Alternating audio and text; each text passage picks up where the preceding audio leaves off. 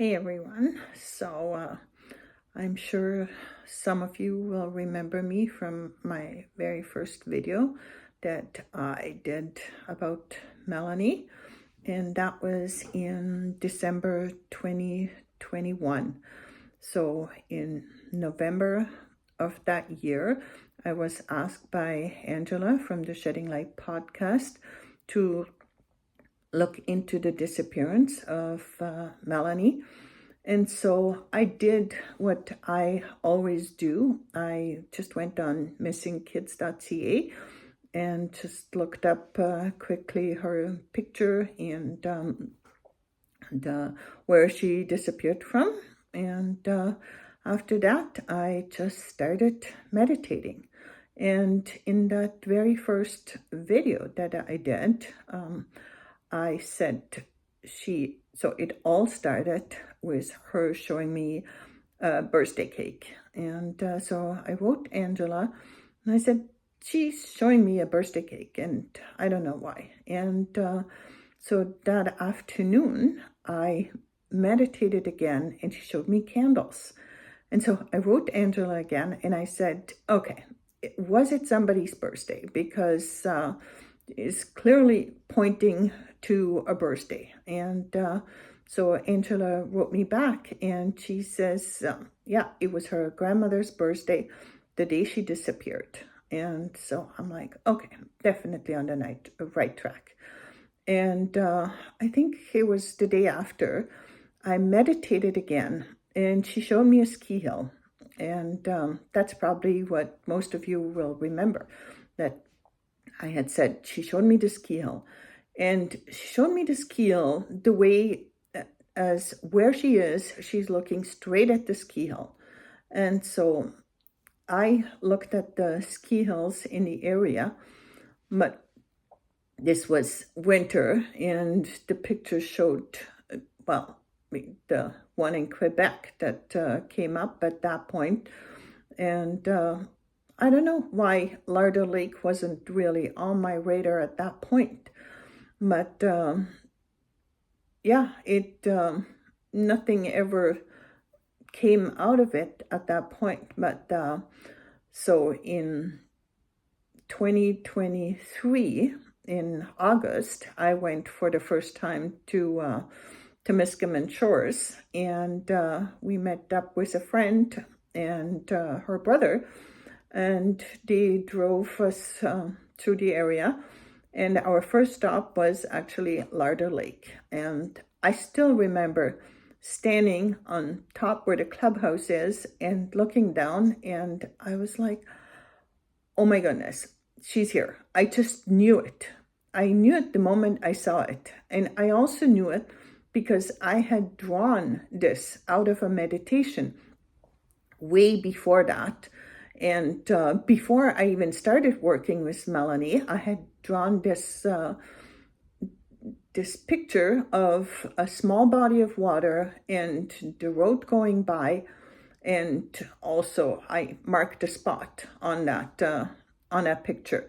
But back then, I had no idea I was even talking about Melanie. I didn't know anything about her. But when I stood up there, I just knew it. It was just so there. And yeah, the following weekend, actually, I asked my PI friend, Anne, if she could come up with us and we'll do a search, look, what would work. But it was the end of August and it was the only day we actually had to do a search. I mean, we walked on a bog for the whole day and none of us ever went through. But Anne also gave us tips of what to do in case you start going through. But we're definitely protected that day. But I mean, it's a lot of ground to cover and was in the water all day. Our friend was... Anne was in the water, and the other one was in the kayak, and I went along the shore. But Then we also met with a gentleman, and he said that in the last 30 years, the bog has grown out where it was just at the edge of where the road starts, and now it was like halfway into the water. But you talk about a very desolate area when, especially in the middle of the night, there's nobody there. There's no houses around. I mean, the clubhouse, which sits on top, but then you drive down to the parking lot, and there's the road leading into where the ski lift is. And so when I did my first video, and I shared all these informations back then with the detective that was in charge. They have somebody new now. And he said he didn't talk to any mediums. And I said, yeah, that's okay. You know, I'm used to it, and it makes no difference really in my life anymore. But now I can also speak up, and I trust what comes to me. And so I will show you a couple of pictures. I really wanted to, so I want you guys to see. This is the two outbuildings at the bottom of the ski hills, and since she scratched him really badly, I said I wouldn't be surprised if there wasn't any DNA that could be recovered from it. And then I show you another picture. In my first video, in my first notes that I got, I said she knew the man. He was older, and he drove a gray and blue truck. Now, I'll show you. This was Denise's truck back then. He had a truck, gray and blue. And I mean, I just got this picture after our search on September 10th. Our friend from Temiskaming Shores sent it to me. And so these were all information that I got through my mediumship abilities. And yeah, it's, I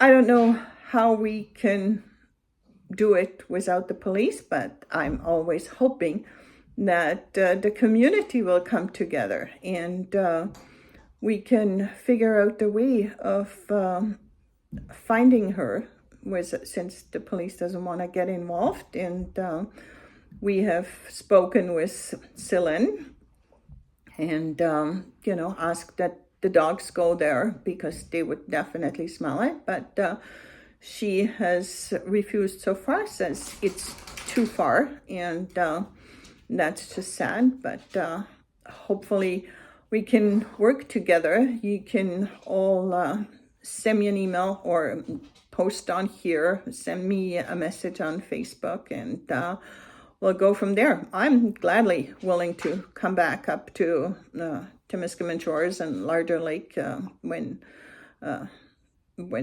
we have spring and not so much snow. I mean, here it's pretty much gone, but who knows? It's only March, and we might get some more. So I'll hope this helps. Thanks.